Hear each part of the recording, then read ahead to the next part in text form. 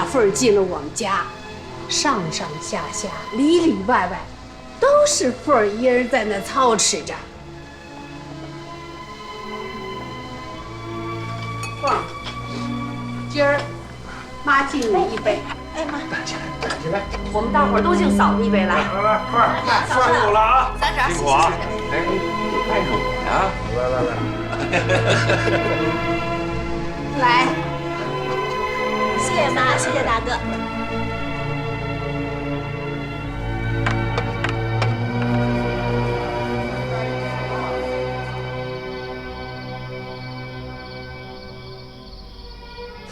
趟咸呐！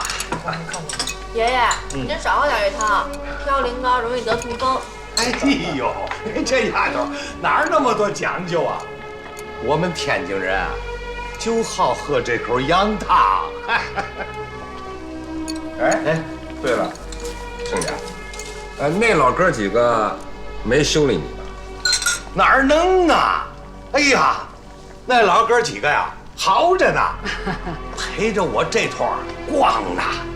哎，还送了我一大堆的礼物呢。这还差不多。别的我不敢说啊，就你们北京人这份热心肠，真的是没话说。我说句不好听的，每年呢，我都盼着过年，能到您这儿来拜年呐。为嘛呀？啊，你们这儿热闹。要我说呀，亲家，您看您一个人在天津住着，孤孤单单的多没意思，也让凤儿不放心。干脆搬过来吧，咱们一块儿住着多热闹啊！哎，搬过来。是啊，我跟我爸提了好几次了，他就是不愿意搬。这个，我这闺女啊，和这女婿啊，开饭馆儿，按说啊，我应该来帮忙的。可你们也知道，我搁天津啊，也待惯了。让我一下住到这儿啊，我还真不习惯。而且，你们北京的房价呀，也太贵了。我真的买不起呀！爸，别着急，别着急啊！等我挣钱了，我给你买。啊，这话我爱听。斌子，这话我爱听。他呀，就会动嘴。来吧，那我也爱听。来，经理，加油啊，三哥！哎，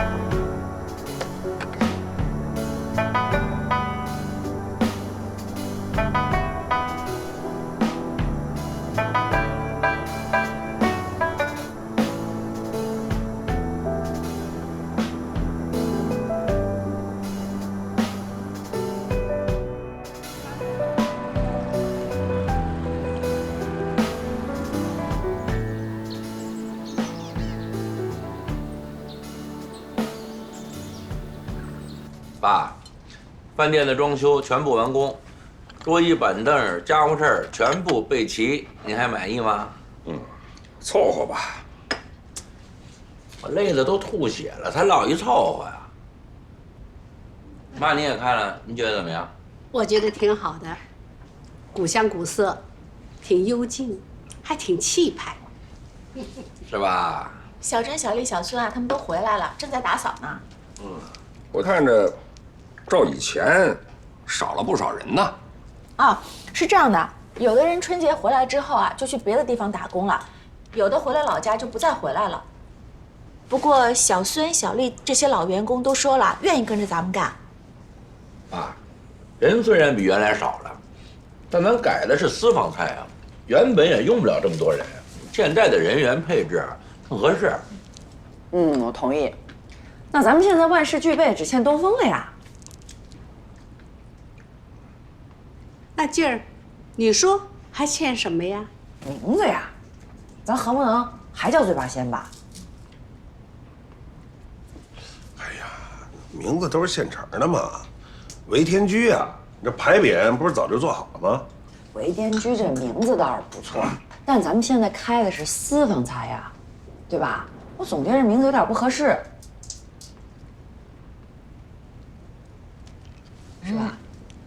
我觉得劲儿说的对。要不咱们改名字就叫庄稼菜。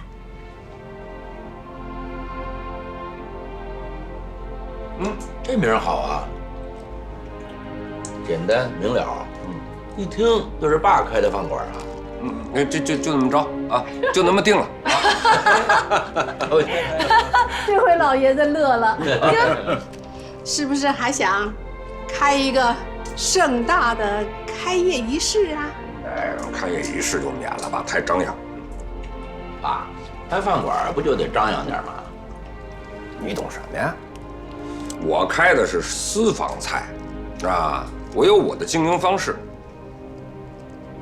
我都想好了，到时候把老董，还有咱们京城那些著名的食客，请到咱们饭馆来，让他们尝尝菜，给点评点。太好了，我们又能学新菜了。行，选个好日子啊，咱们庄稼菜开业。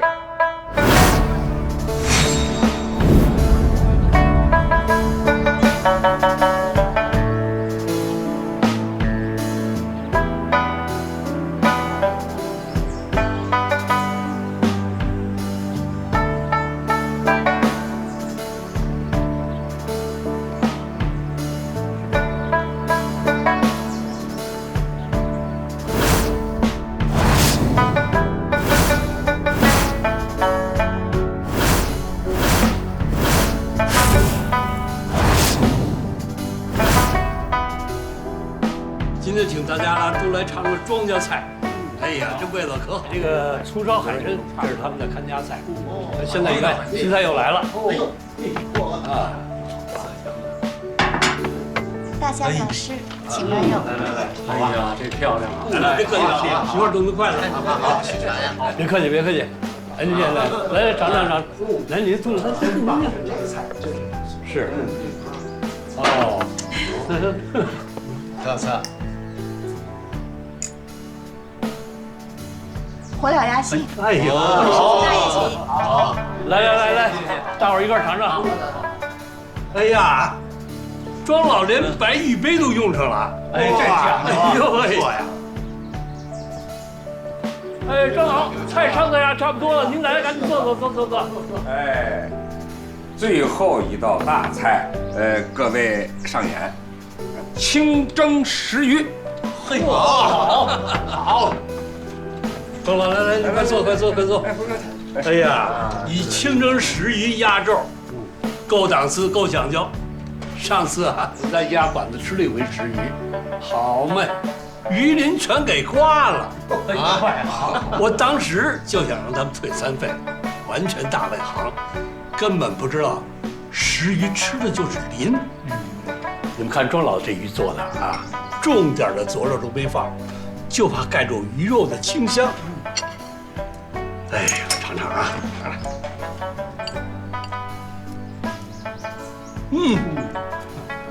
鱼鳞入口即化，慢火蒸的，够不？来，大伙儿尝尝，来，吃。哎呀，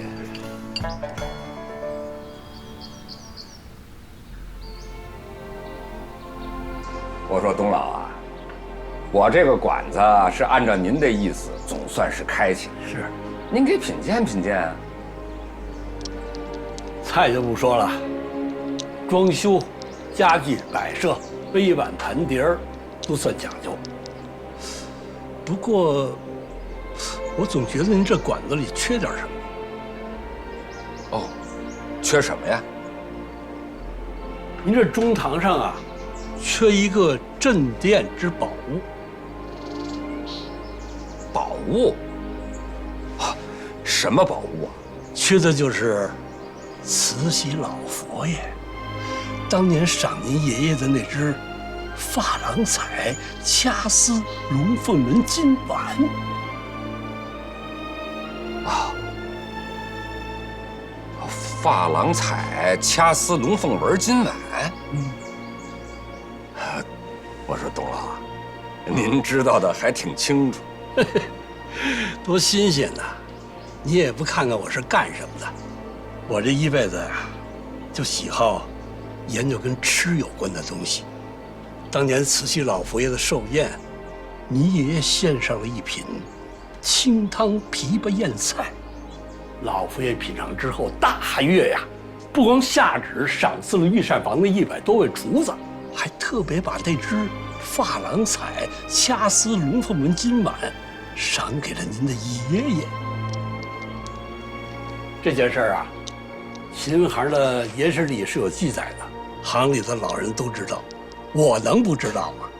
如数家珍，佩服，佩服。哎呀，庄老哥，咱们俩这么多年的交情了，我这到现在呀，还有一件事儿云里雾里的，您能不能帮我这个黄土埋了半截的人答答疑、解解惑呀？啊，您想问什么，尽管直说。我就不明白了，御膳房这么多名厨，300多道精美的菜肴都没要下赏来，您爷爷凭什么一碗简简单单的清汤琵琶燕菜能得来这么大一个彩头啊？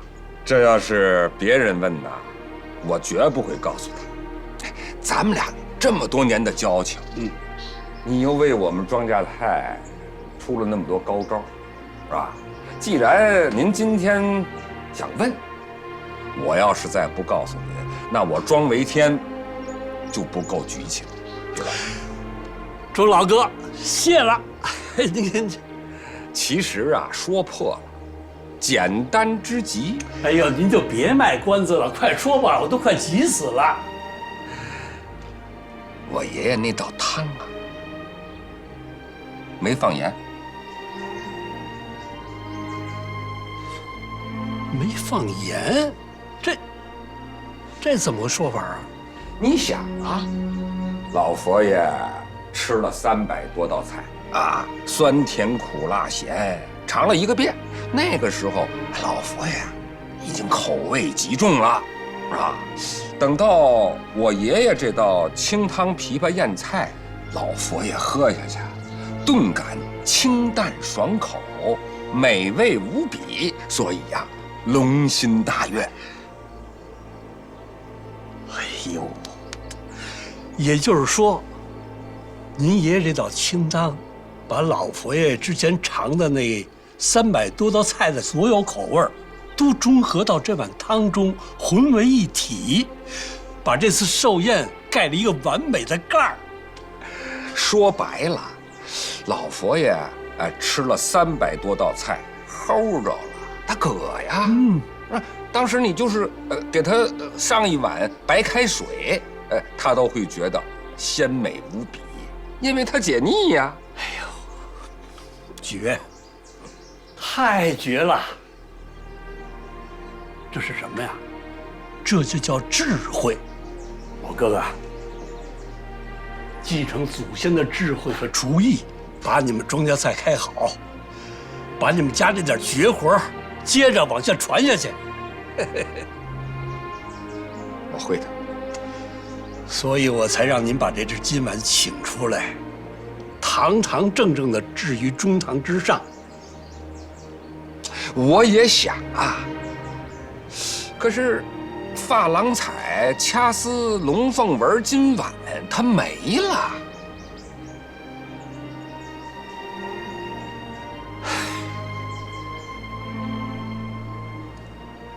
赵老哥，我知道你想什么呢。我送您一句话：啊，请指教。时代不同了，杯弓蛇影大可不必。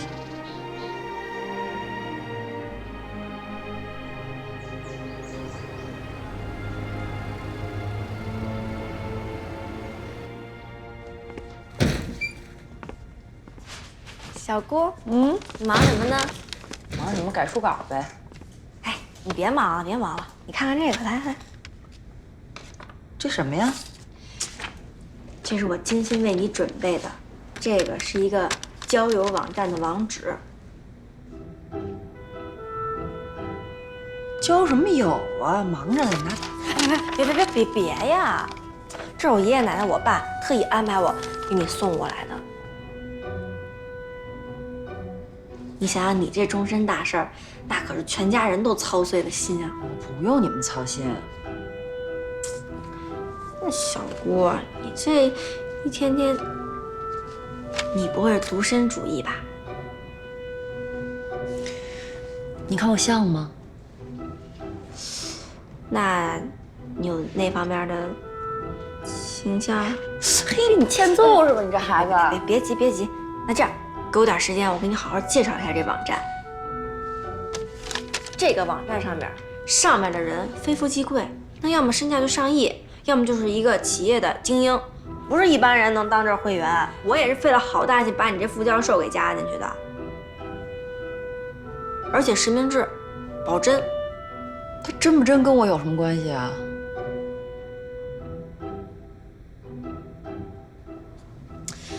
得，反正这是我的任务，这网址、注册号、密码我全给你写这儿了，我任务完成了。至于看不看，就是你的事儿了。我走了啊，来，赶紧走吧。哎，万一你要是真捞上一个5克拉钻石大钻戒，请我吃饭。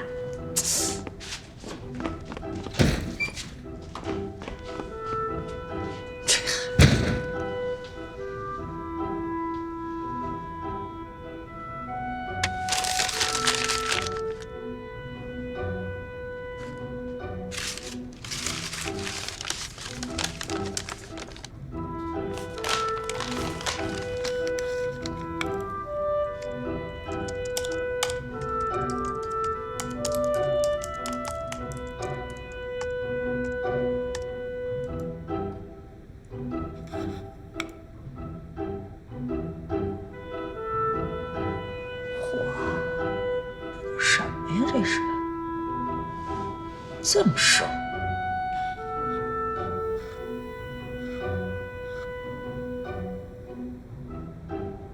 ？50，想找20岁的，什么呀？这就是一凤凰男吗？这是。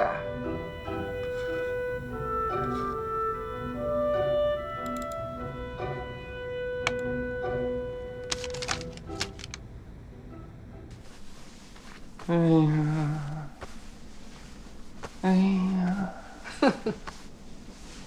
舒服点吗？舒服点了，能不舒服吗？哎，老婆子，以往啊都是我这厨子伺候你这格格，今儿有幸让你这格格伺候一回我这厨子。看把你美的，能不美吗？打心眼里美。我刚才听你说，老董跟你说的那些话，我觉得有道理。你怎么没跟他说实话呢？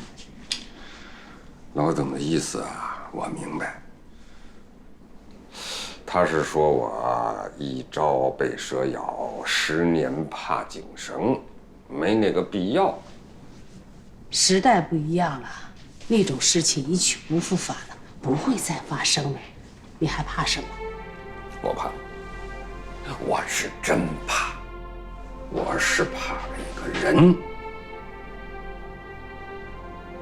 你是说？哼，哎呀，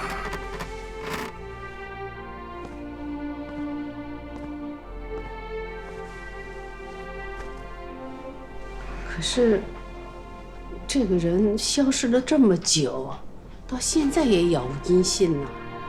我跟他之间的那个恩怨呐，就是因为咱祖传的那个金碗和菜谱。杳无音信，我怕的就是这杳无音信。哪天万一他要是再蹦出来咬我一口，我防不胜防啊！都40多年过去了，会吧？别人也许不会，可他，太要脸面，争强好胜，从来不服人。他心中的那个结，要是不解开，什么事儿都能做得出来。这是何必呢？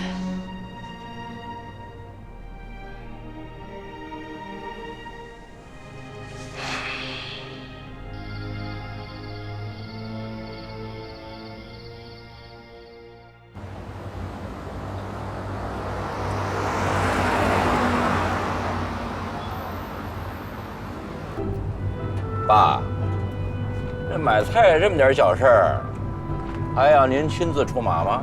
那是必须的。那天，董老吃了我做的菜，说这菜照以前呐，还差点意思。我门儿清，那是原料的事儿，让志斌采购就知道图便宜，根本不会挑。那我以后好好挑不就得了吗？你倒是会挑啊，这里学问大了。我必须带你们来几趟，等你们学会了，我就能放心了。爸，志斌是什么都不明白，但我多少还懂一点儿。要是买菜这种小事儿都让您亲自去，我们做小辈的就太过意不去了。再说了，不就买个菜吗？有这么重要吗？我们做的是什么呀？菜呀，菜是给人吃的。往小了说，那能影响到人的食欲和口味；往大了说，能够影响到人的健康和生命。也太夸张了吧？有这么严重吗？我说，志斌啊，你们两口子知道这个百年老店同仁堂门口那副对联写的是什么吗？不知道。不知道。修和无人见，存心有天知。知道这句话是什么意思吗？不知道，什么意思？虽然这药材加工配制无人监管，可是也不能干背着良心的事，因为你所做的一切，上天都知道。药行如此，我们琴行更应如此。你出的每一道菜，都得无愧于心。这就是我们这行里说的德。每一个厨师啊，都必须有德行。你们永远记住我说的话。记住了。记住了，人就要有德行。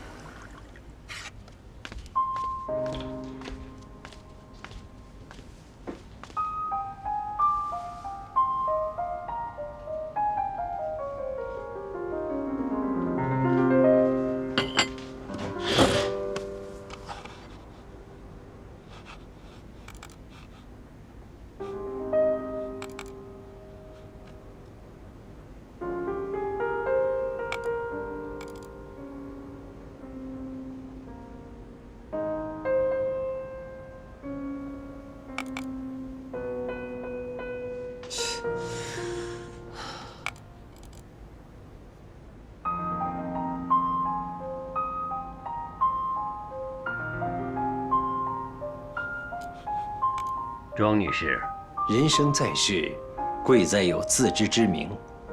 每个人都有他应有的位置，你觉得你在这里出现合适吗？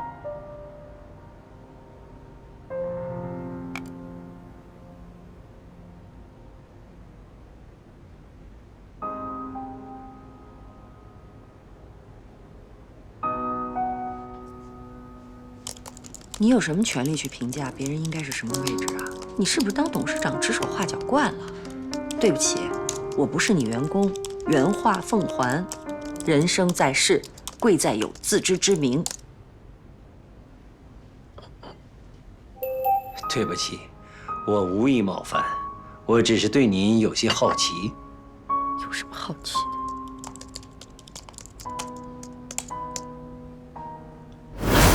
这个网站有资格成为会员的，都是各个业界的精英。虽然你有姣好的容貌，看上去也很知性，可我不客气地说，您并不具备成为这个网站会员的条件。所以我很好奇，您是怎么做到的？我怎么做到的？跟你有关系吗？当然有关系。如果像您这样都能轻易地成为这个网站会员的话，那我真要考虑考虑，我还有没有在这个网站存在的必要。你这个人说话太刻薄了吧？在你眼里，人的品行是靠金钱和地位去衡量的吗？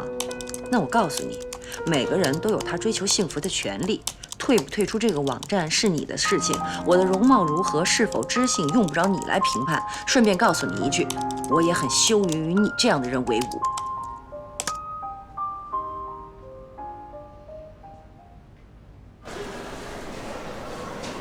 爸，来的忒早了吧？看着好多摊儿正上菜呢，一点都不早，是吧？这时候的菜呀才新鲜。过些时候人多了，那好菜被挑走了不说，是吧？这菜呀让人摸来摸去的，都糟蹋了。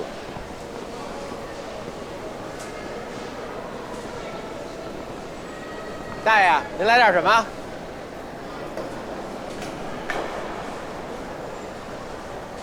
哎，爸，这菜不是挺新鲜的吗？他这个摊位的菜啊，十有八九大棚菜。您这个大棚菜和一般的菜怎么区分的呀？真是，一种菜还能长出俩模样来，新鲜。一点都不新鲜。大棚菜的特点啊，是高科技催熟的。二呢就是反季，你别看错2个月，那也是反季菜。那跟那个时鲜菜就没法比。你看那摊位了吗？那土豆，还有那个莴笋、芥菜、白萝卜、香椿，那都不是应季菜。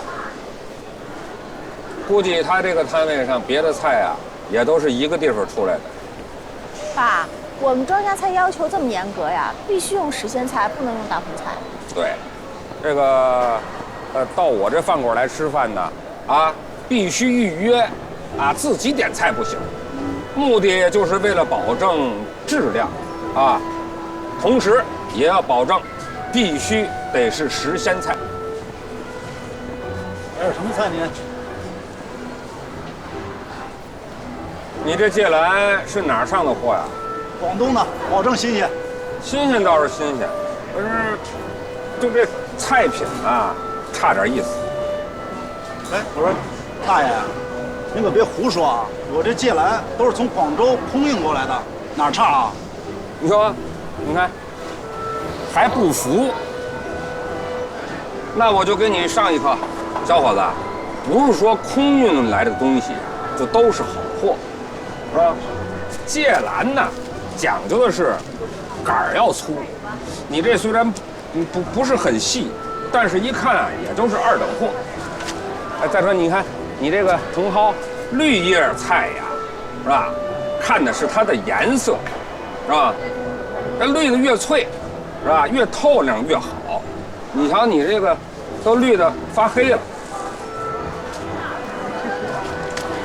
你看多脆，是吧？保证没滋水。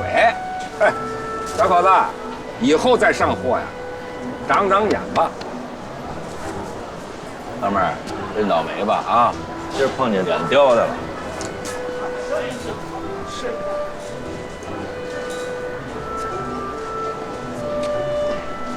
这摊位上的菜还行，我看着还不如那2家呢。你就是一棒槌。凤儿，你记住了啊！哎，这个大棚菜呀，用的都是化肥。你看，这个菜，你闻闻，虽然菜叶子上喷了点水，但是菜叶的土上啊，闻着还有一股子这个粪味儿，它施的就是农家肥。您还真识货。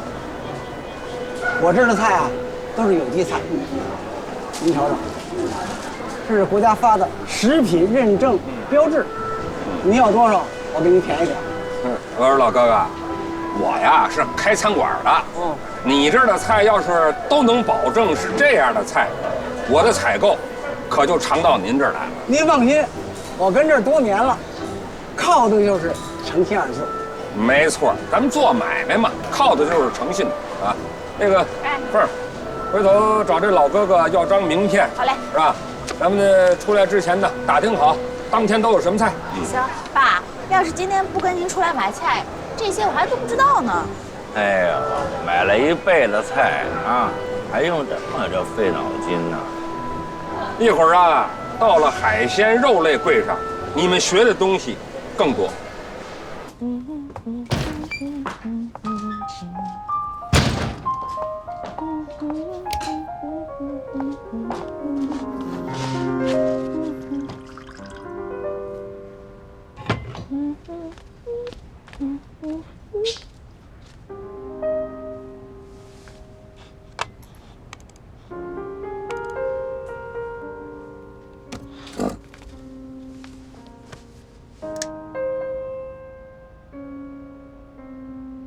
能跟你修于为伍的人做进一步的探讨吗？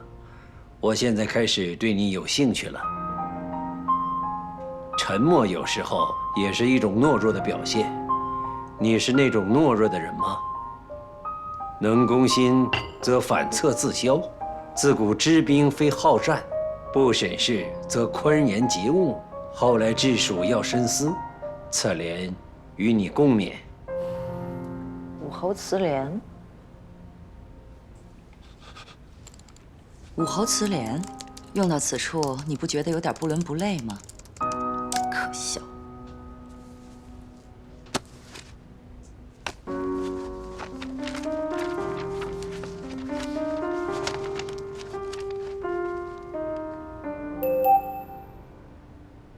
攻心是对方之进退，不战而屈人之兵为上策。明白了。你以如此强势的姿态，用犀利的语言来打击我的自尊心，是想借此引发我对你的好奇，并让我从开始就处于劣势，逼迫我反侧自消，好让你不战而胜。看来你对我是别有用心呢。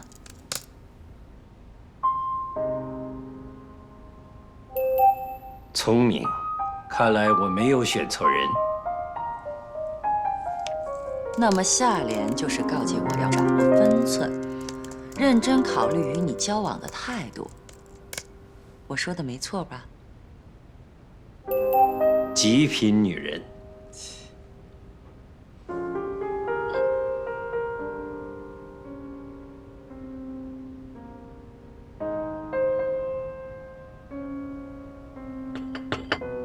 我就不明白了，像你说的。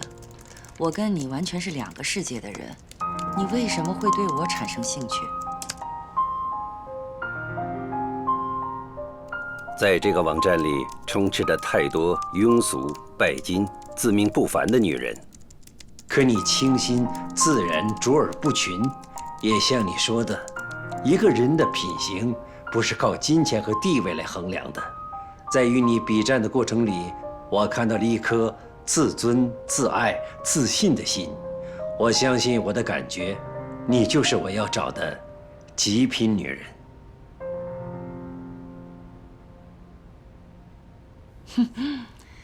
先把你贬得一无是处，打掉你的自尊，再把你捧上天，让你受宠若惊。高手，看来你阅人无数啊。怎么样？敢不敢跟我这样的高手过过招？激将法，虽然老套，但有时候很管用。我倒真有兴趣跟你交交手。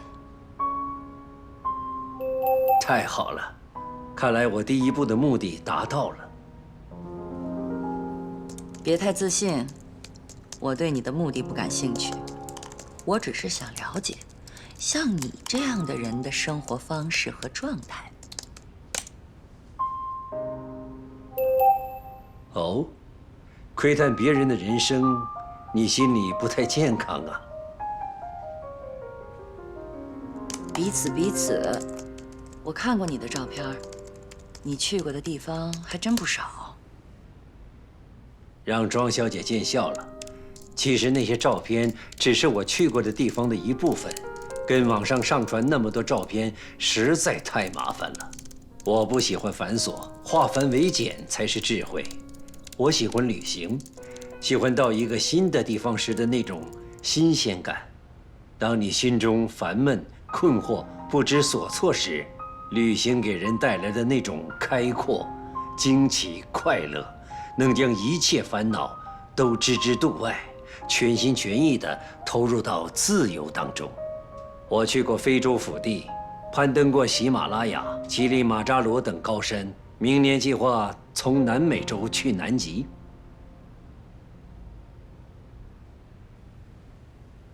没想到，李先生还是一位性情中人。我很欣赏你的生活态度，可是现实往往充斥着各种无法避免的无奈，即使逃避，早晚也要回来面对。并不是每个人都能像你一样，一遇到问题就能逃到国外去旅游。别看你只是个副教授，见识倒是独到。的确，每个人的条件不一样，遇到的事情也不同。但是烦躁并不能解决问题，很多时候换换环境，换换脑子，能得到不一样的答案，没准问题就解决了。旅行只是一种形式，还有很多别的方法，比如逛街、看演出、喝咖啡等等。对了，庄小姐，对咖啡有研究吗？不敢说研究，略懂而已。那太好了，国贸37有一家很不错的咖啡厅，那里的咖啡味道很正宗。如果你要有兴趣，我想请你去品尝。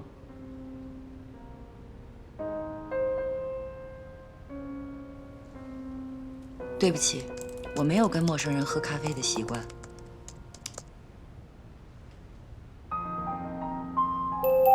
怯战了。古人云：“知己知彼，百战不殆。”你不跟你的对手正面接触，你怎么有可能去战胜他呢？还是激将法。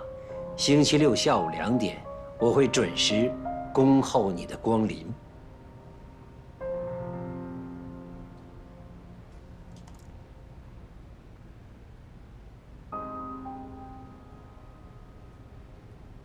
下线了。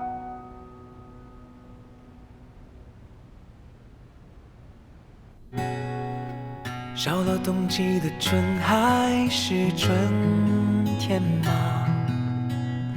女孩手里攥着一颗笑，我看你狂奔的步伐，永远别想追上一把。远远的，那风儿被你留下，爱情啊，来时一场啊。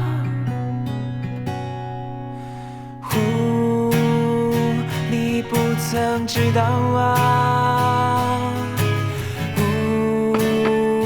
你无需知道呀。也许青春已经回家，会在家里等我呀。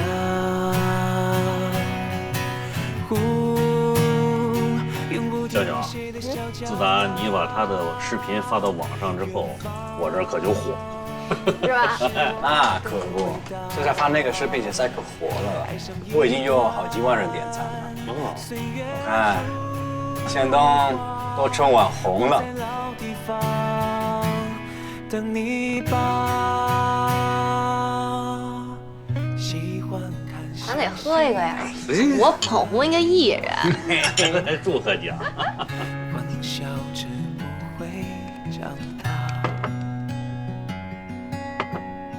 看院子落了一地花儿啊，你回眸让我回答。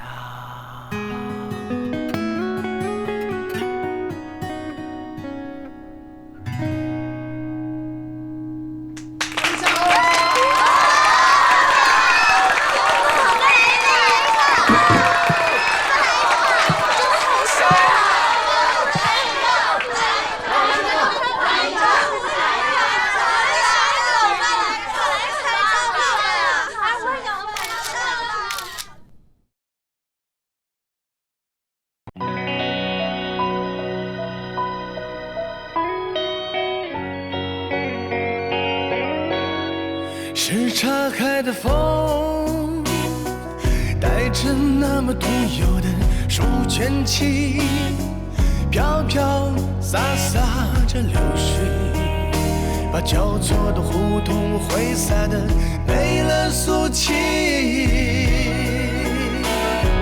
是岔开的烟，有着那么热情的烟火气，红红火火的吆喝，和京城的金龟衔着上了地气。